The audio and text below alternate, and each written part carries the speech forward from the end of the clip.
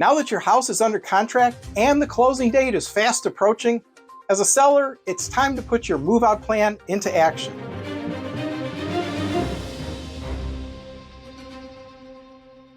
Hi, this is 40-year real estate expert Richard Freedkin, Realtor with eXp Realty.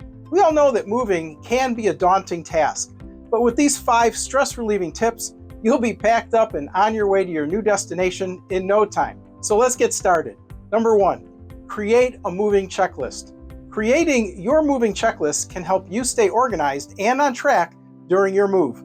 List all the tasks that you need to complete before and during the move, including sorting and packing your belongings, hiring a reputable moving company, and updating your address and disconnecting utilities.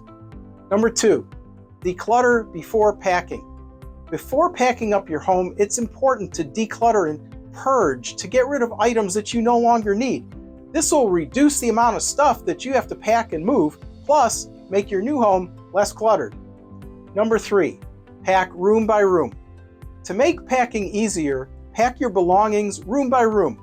Label each box with the contents and the room it belongs to. This will make it easier for you and the movers to unpack and organize.